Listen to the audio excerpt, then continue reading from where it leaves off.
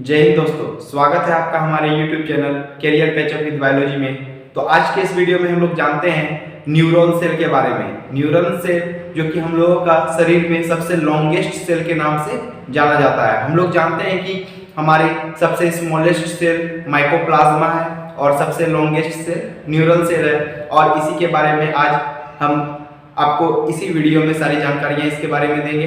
तो आइए अपनी वीडियो की ओर आगे बढ़ते हैं। तो हमारा यह डायग्राम जो देखने को मिल रहा है यह न्यूरॉन सेल का डायग्राम है और इसमें हम लोगों का यह वाला पार्ट जो कि आप लोगों को देखने को मिल रहा है इसे हम लोग डेंड्राइट के नाम से जानते हैं। इसे हम लोग डेंड्राइट के नाम से जानते हैं। इसके बाद हम लोग जानते हैं कि किसी भी सेल के अंदर सेंट्रली लोकेटेड जो हम लोगों का होता है वो हम लोग का होता है न्यूक्लियस। तो इसमें भी वो हम लोग का क्या कहलाएगा? न्यूक्लियस। ठीक है। इसके बाद हम लोग का किसी भी सेल के अंदर, अगर आप हमारे पिछले वीडियोस जो कि सेल के ऊपर बनाया गया है आपने नहीं देखा है तो आप एक बार जाकर जरूर चेक करें। वहां पे हम लोगों ने पढ़ा था कि सेल के क्या क्या पार्ट्स होते हैं और किन किन पार्ट्स को किस तरह से फंक्शनिंग होता है और क्या क्या नामों से हम लोग जानते हैं। ठीक है। तो यहाँ पे जो हम लोग का उसी वीडियो के आधार पर हम लोग जानते हैं कि यह जो हम लोग का सेल के अंदर में जो द्रव मिलता है यानी कि सेल के अंदर जो लिक्विड मिलता है हम लोग उसे साइटोप्लाज्म के नाम से जानते हैं। हम लोग उसे साइटोप्लाज्म के नाम से जानते हैं। साइटोप्लाज्म के नाम से जानते हैं। और इस साइटोप्लाज्म में हम लोगों को कुछ इस तरह से ग्रेन्यूल्स के फॉर्म में हम लोगों को कुछ इस तरह से उसमें सब्सटेंसेस देखने को मिलते हैं। और यह ग्रेन्यूल्स क्या चीज से बना होता है? तो इस ग्रेन्यूल्स को हम लोग निसेल्स ग्रेन्यूल्स के नाम से जानते हैं। हम लोग इसे निसेल्स ग्रेन्यूल्स के नाम से जानते हैं।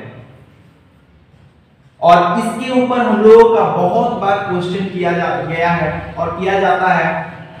चूंकि यह नाम जो कि हम लोगों को देखने को मिल रहा है यह हम लोगों का इस सेल के लिए एक क्या स्पेसिफिक है, इसलिए इसके ऊपर हम लोगों को क्वेश्चन किया जाता है कि which of the following is present in the cell body of neural cell. यह हम लोग का जो पार्ट है यहां से यहां तक का इस पार्ट को हम लोग न्यूरल सेल का सेल बॉडी के नाम से जानते हैं। इसे हम लोग सेल बॉडी कहते हैं। ठीक है। हेड रीजन को हम लोग सेल बॉडी कहते हैं या फिर इसे दूसरे नाम से हम लोग सोमा के नाम से जानते हैं। हम लोग इसे सोमा के नाम से जानते हैं। ठीक है। इस सेल बॉडी में हम लोगों से पूछा जाता है कि क्वेश्चन कि हम लोगों के इस सेल बॉडी में यानी कि न्यूरल के सेल बॉडी में हम लोगों का कौन कौन सा चीज मिलता है। ठीक है। उसमें ऑप्शन दिया हुआ रहेगा निसेल्स ग्रेन्यूल, सेकेंड ऑप्शन में रहेगा निसेल्स ग्रेन्यूल और राइबोसोम, और थर्ड ऑप्शन में रहता है कि Nissl's granules plus ribosome plus rough endoplasmic reticulum. तो इनमें से कोई नहीं, फोर्थ ऑप्शन रहेगा। और हम लोगों का आंसर क्या होना चाहिए? तो सिर्फ और सिर्फ निसेल्स ग्रेन्यूल्स का आंसर हम लोग का सही नहीं होगा। यहाँ पे हम लोगों को राइबोसोम भी देखने को मिलता है। यहाँ पे हम लोगों को राइबोसोम भी देखने को मिलता है। ठीक है। और हम लोगों को RER जिसे हम लोग रफ एंडोप्लाज्मिक रेटिकुलम कहते हैं यह भी हम लोगों को इसमें देखने को मिलता है। क्योंकि रफ एंडोप्लाज्मिक रेटिकुलम है इसलिए राइबोसोम का होना अनिवार्य है, क्योंकि हम लोग जानते हैं कि एंडोप्लाज्मिक रेटिकुलम का रफ होने का कारण है राइबोसोम का प्रेजेंस होना। ठीक है। और इन तीनों के ऊपर हम लोगों को कंबाइनली एक क्वेश्चन किया जाता है। ठीक है। इसके बाद हम लोग का क्या जाना है हम लोगों ने कि इसमें साइटोप्लाज्म मिलता है और इसी साइटोप्लाज्म में हम लोगों को माइटोकॉन्ड्रिया भी देखने को मिलता है। ठीक है। माइटोकॉन्ड्रिया जिसका फंक्शन क्या होता है? Powerhouse of the cell के नाम से हम लोग जानते हैं माइटोकॉन्ड्रिया।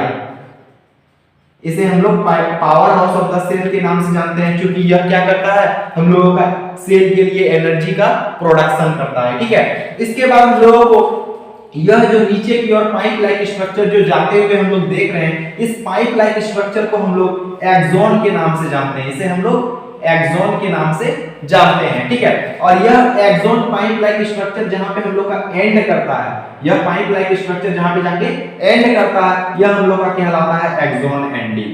एक्सॉन का यहां पे क्या हो गया? खात्मा हो गया, इसलिए हम लोग इसे बोलते हैं एक्सॉन एंडिंग या फिर टर्मिनल। एक्सॉन एंडिंग या फिर टर्मिनल। ठीक है।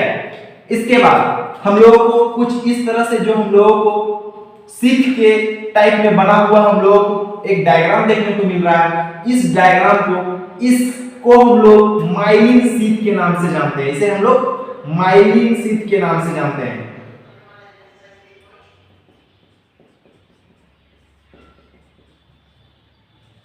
इसे हम लोग माइलिन शीट के नाम से जानते हैं। और हम लोगों को कुछ इस तरह से हम लोग को ब्लैक टाइप में हम लोग को देखने को मिल रहा होगा कि यह माइलिन शीट के अंदर में यह ब्लैक टाइप का एक स्ट्रक्चर बनाया गया है। इसे हम लोग स्केच-1 सेल के नाम से जानते हैं। स्केच-1 सेल के नाम से जानते हैं, जो कि क्या होता है, हम लोग के माइलिन शीट के बीचों बीच प्रेजेंट होता है। और इसका भी फंक्शनिंग हम लोग का न्यूरॉन सेल में देखने को मिलता है। ठीक है, यह हम लोग का क्या होता है, माइलिन शीट के बीचों बीच प्रेजेंट होता है और अल्टरनेट मैनर्स में प्रेजेंट होता है। ठीक है, इसे हम लोग स्केच-1 सेल के नाम से जानते हैं। यहाँ से भी क्वेश्चन किया जाता है कि which of the following cell is present in neural cell. ठीक है, वहां पे ऑप्शन रहेगा स्केच-1 सेल, तो हम लोग का यह हम लोग का क्या होता है, आंसर होता है। ठीक है, हम लोगों से एक और क्वेश्चन किया जाता है कि हमारा एक्सॉन, न्यूरल सेल का हमारा एक्सॉन क्या होता है, माइलिनेटेड होता है, सही है या गलत है? होता है, क्योंकि हम लोग देख रहे हैं कि यहाँ पे एक्सॉन क्या है, माइलिन शीट से घिरा हुआ है। ठीक है, तो यहाँ से हम लोग का क्या होता है, एक्सॉन क्या है, माइलिनेटेड है, क्योंकि ये क्या है, माइलिन शीट से घिरा हुआ है। ठीक है, तो हम लोगों से यहाँ से क्वेश्चन पूछा जाता है ट्रू और फॉल्स में कि क्या हमारा न्यूरल सेल का एक्सॉन माइलिन शीट से माइलिनेटेड होता है, तो हमारा आंसर क्या होगा, हाँ। ठीक है, इसके बाद हम लोग का क्या है, स्ट्रक्चर आया एक्सॉन टर्मिनल। एक्सॉन टर्मिनल के बाद हम लोग को कुछ इस तरह से स्ट्रक्चर देखने को मिल रहा होगा। ठीक है, इसे हम लोग साइनेप्टिक नोब के नाम से जानते हैं। इसे हम लोग साइनेप्टिक नोब के नाम से जानते हैं। यहाँ पे क्या होता है, वेसल्स लाइक स्ट्रक्चर प्रेजेंट होते हैं, जहां से हम लोग का क्या होता है, एक केमिकल का सिक्रीशन होता है।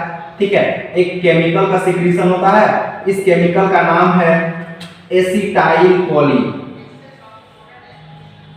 एसिटाइल कोलिन, ठीक है, इसे हम लोग शॉर्ट फॉर्म में ACH के नाम से जानते हैं। इस एसिटाइल कोलिन का क्या होता है, यहाँ से सिक्रीशन होता है।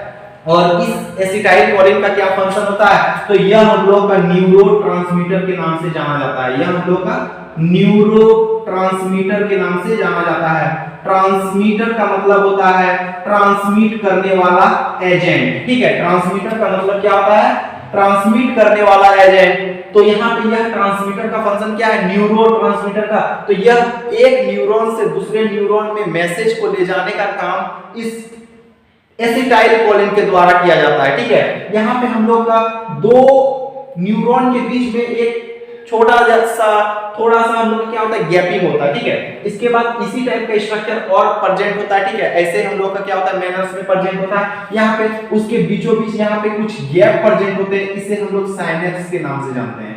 इसे हम लोग साइनेप्स के नाम से जानते हैं, जहां पे क्या होता है, इस एसिटाइल कोलिन का क्या होता है, सिक्रीशन होता है। ठीक है, यहाँ पे एसिटाइल कोलिन क्या होता है, यहाँ पे निकलता है, जो क्या करता है, इस न्यूरॉन से इस न्यूरॉन में हम लोग का मैसेज को, पहले न्यूरॉन से दूसरे न्यूरॉन में हम लोग का मैसेज को ट्रांसमिट करने का काम हम लोग का यह न्यूरोट्रांसमीटर करता है। ठीक है, हम लोग का मैसेज क्या होता है, न्यूरोट्रांसमीटर के द्वारा ही हम लोग का क्या होता है, ट्रांसमिट होता है one neuron to another neuron. और हम लोग यहाँ पे क्या जाने कि हम लोग का दो न्यूरॉन या फिर न्यूरॉन के एंड में हम लोग का जो गैप प्रेजेंट होता है, ठीक है, या फिर दो न्यूरॉन के बीच में जो हम लोग का स्पेस प्रेजेंट होता है, उस स्पेस को हम लोग क्या नाम से जानते हैं, साइनेप्स के नाम से जानते हैं। यहाँ से भी हम लोग को क्या किया जाता है, क्वेश्चनिंग किया जाता है। ठीक है, यहाँ से हम लोग का क्वेश्चनिंग किया जाता है, एसिटाइल कोलिन क्या नाम से हम लोग जानते हैं, न्यूरोट्रांसमीटर के नाम से जानते हैं। वहां से क्वेश्चन किया जाएगा कि which of the following is known as neurotransmitter, तो हम लोग का आंसर क्या होगा, एसिटाइल कोलिन। ठीक है, इसके बाद हम लोगों ने क्या जाना कि न्यूरोट्रांसमीटर का फंक्शन क्या है, हम लोगों का एक न्यूरॉन से दूसरे न्यूरॉन में मैसेज को पहुंचाने का काम। ठीक है, हम लोग का क्या होता है, कैसे हम लोग का मैसेज का ट्रांसमिशन होता है, डेंड्राइट से इंटर करता है सेल बॉडी साइटोप्लाज्म के द्वारा एक्सॉन से होते हुए हम लोग का कहां जाता है, साइनेप्टिक वेसल्स, साइनेप्टिक नोब से होते हुए हम लोग का साइनेप्स में जाता है। और साइनेप्स से फिर हम लोग का यहाँ से क्या होगा, दूसरा न्यूरॉन बना हुआ रहेगा, फिर से हम लोग का क्या होगा, डेंड्राइट के थ्रू इंटर करेगा, फिर ऐसे करके हम लोग का क्या होता है, न्यूरॉन टू न्यूरॉन हम लोग का मैसेज का क्या होता है, किसी भी वे से हम लोग का इसी टाइप से हम लोग का क्या होता है, न्यूरॉन का हम लोग का मैसेज का ट्रांसमिशन होता है। हम लोग का ईयर्स में जो हम लोग साउंड जैसे कि हम लोग बोल रहे हैं, ठीक है, हम लोग का यह भी साउंड हम लोग का इसी न्यूरॉन के बेसिस से हम लोग का क्या होता है ट्रांसमीटर और ट्रांसमिशन होता है, और हम लोग का ब्रेन जो कि हाइपोथैलेमस इसे रीड करता है और हम लोग को यह क्या बोल रहे हैं या फिर क्या वह बोल रहा है इसके बारे में हम लोग को पता चल पाती है। और एक बात हम लोग का क्या होता है, न्यूरॉन सेल से हम लोग का एक और क्वेश्चन क्या किया जाता है कि यह हम लोग का क्या होता है लॉन्गेस्ट सेल के नाम से जाना जाता है। यह हम लोग का क्या होता है लॉन्गेस्ट सेल के नाम से जाना जाता है। और अगर लार्जेस्ट पूछा जाए, लॉन्गेस्ट का मतलब होता है लंबा और लार्जेस्ट का मतलब होता है बड़ा, ठीक है। लॉन्गेस्ट साइज से लॉन्गेस्ट क्या होगा लंबाई, लंबाई से अगर पूछा जाए तो हम लोग का न्यूरल सेल होगा, और लार्जेस्ट पूछा जाए और हम लोगों से अगर लार्जेस्ट सेल पूछा जाए तो हम लोग जानते हैं कि हम लोग ऑस्ट्रिच सेल क्या है लार्जेस्ट सेल है। Ostrich cell is the largest cell and neural cell is the longest cell, ठीक है। और हम लोग का स्मॉलेस्ट सेल, हम लोगों का स्मॉलेस्ट सेल साइज, हम लोगों का साइज के हिसाब से हम लोगों का स्मॉलेस्ट सेल लंबाई के हिसाब से माइकोप्लाज्मा है। माइकोप्लाज्मा, ठीक है। हम लोगों से यहाँ से क्वेश्चन किया जाता है और हमारा यहाँ पे यह टॉपिक समाप्त होता है। और अगर आप हमारे चैनल पर न्यू हैं तो हमारे चैनल को जरूर सब्सक्राइब करें और बेल आइकन को भी दबा लें ताकि हमारा आने वाला अगला वीडियोस आप तक सही टाइम पर पहुंच सके। और इसी के साथ जय हिंद, धन्यवाद।